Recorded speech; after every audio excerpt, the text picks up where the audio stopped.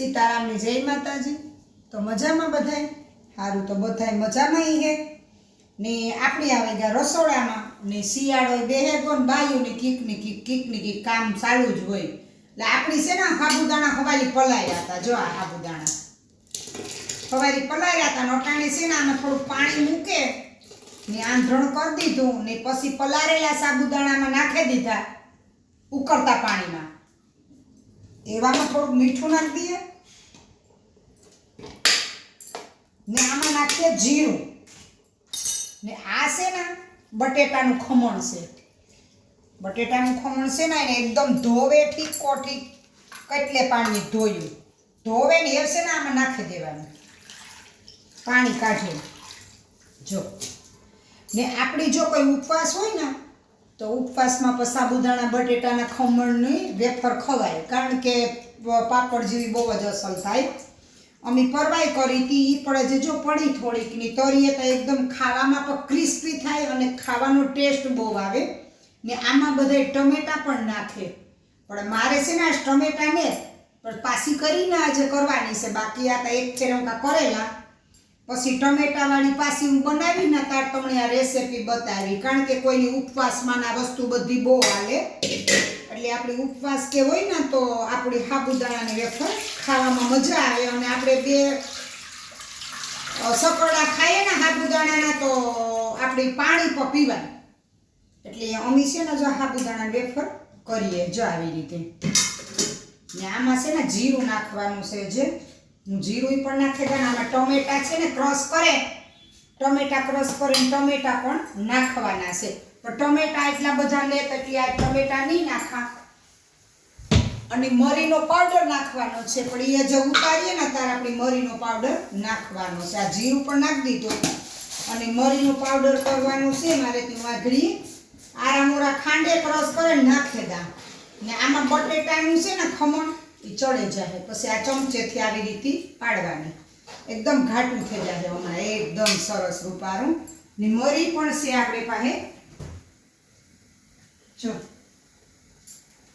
આ મરીનું આખું ભર્યું આને અસકસરા ખાંડે ને નાખી દેવાના છે આ રીતે વેફર કરવાની છે પછી છે ને જાડી થઈ જાય એકદમ જાડી થઈ જાય ને ચમચેથી પડે ને એટલે આપણી પ્લાસ્ટિકની કોથળીમાં ચમચે નાખી દેવાની કોઈ કલર વાળી કરે ફ્રૂટ કલર આવે એ કલર નાખીને ઘણા બધા ફ્રૂટ કલરમાં કલર આવે લાલ લીલો પીળો બધો અમે કલર વાળી ને જ કરતા કારણ કે કલર વાળી અમને ને જ ગમતી એટલે કલર વાળી ને જ બનાવતા અમે કલર વગરની કરીએ ને જો બટેટા નાખી દીધા આગળ ચમચા જેવી થાય એટલે આપણે આગળ ઉતારે ને આમાં જો મરી છે મરી અચકચરા ખાંડે નાખવાના એટલી મસ્ત થાય ને ખાવામાં બહુ ભાવે તમને સારી લાગે એટલે હું આ રીતે કરા આકડી જો આમાં હું નાખી દઉં હું સાબુદાણા લેવી કિલો એક મેં કીધું કિલા એકની કરવી પણ ફૂકવવાની કાંઈ થાય કિલામાં થાય બહુ ઝાઝી એટલે પ્લાસ્ટિકમાં વાર લાગે એટલે આપણે છે ને થોડીક જ કરી અડધા કિલાની ઘરે પાછી કરીને તો ટમેટા વાળી બનાવી ને મારે છે ને રેસીપી અમુક શિયાળામાં હું તમને બતાવી કારણ કે હું બધી વસ્તુ બનાવવા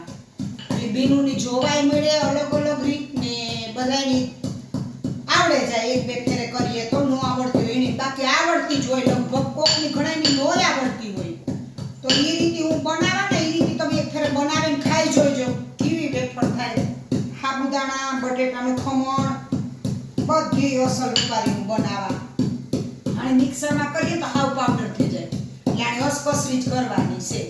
આ ઉતારવા ટાણે નાખી દેવાની છે જો નાખી દો અચકચરો કરવાનો છે પાવડર ઉતારીને પછી નાખવાની છે તો હું નાખી હી પણ ને બતાવી હી પણ કે કેવી જો આપણી બટેટાની આ વેફર છે આવી રીતે આપણી વેફર બનાવીએ તો કોઈની બનાવી હોય ને આ રીતે બનાવીજો જીરું આમાં તલ નાખે આમાં તો ઘણું બધું માણા અલગ નાખે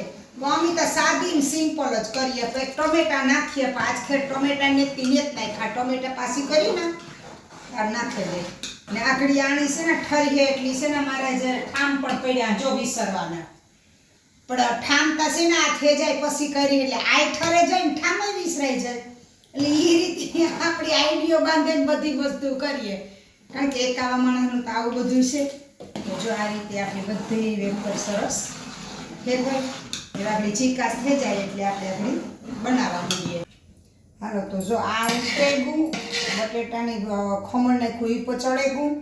ને એ આપણું જો આ ઘાટું બેટર થયું જોયું જો આ રીતે જો એ સીધી છે ને આણે ઓલા પ્લાસ્ટિકનું હોય ને આપણા પાસે ઓલું કપડું એમાં નાખવાનું. જો આપણા પાસે ઓરિજિનલ પ્લાસ્ટિક ન હોય ને તો બાસકા હોય ને બાચકા એની પણ આપણે ધોવે સાફ કરીને મોટું કરી નાખવાનું ને ઠરે ના તાર નાખવાનું એટલે છે ને પ્લાસ્ટિક ચોટે નહીં ને ઉમાં પણ થોડુંક ઠરવા દેવાનું. કે અમે જો ઠરવા દીધું એકદમ ઘાટું પણ થઈ ગયું ને અસલ પણ થઈ ગયું. એટલે આવી રીતે જો આપણે આ સાબુદાણાની બટેટાની વેફર કરવાની છે પણ આપણે જે મૂર્ખા કરીએ એ નહીં. આ સાબુદાણા પલારે હવારી ઉકાળે ને આમાં ખમણ નાખી દેવાનું ને આમાં તમારે જે મસાલો નાખવો હોય તમે મરચાં નાખે હગો બધુંય નાખે હગો. અમે ખાલી મરી જીરું ને મીઠું 3 વસ્તુ નાખી ને બટેટાનું ખમણ એ નાખી દીધું અને તળિયા એટલે પાપડ જેવા એકદમ પોચા પોચા રૂપારા થાય. ડોહુમાણા ખાઈ લે ને એવા પોચા થાય. તો આ રીતે બધાય બનાવજો. મેં આ રીતે બનાવી ને જે ટમેટા નાખીને બનાવી એ પણ હું તમને બતાવી આગળ. તો મારો વિડીયો ગમ્યો હોય ને તો લાઇક શેર ને સબસ્ક્રાઈબ જરૂર કરજો ને બે લાઇક બટન દબાવજો. આવા અવારનવાર તમને વિડીયો મારા જોવા જડે.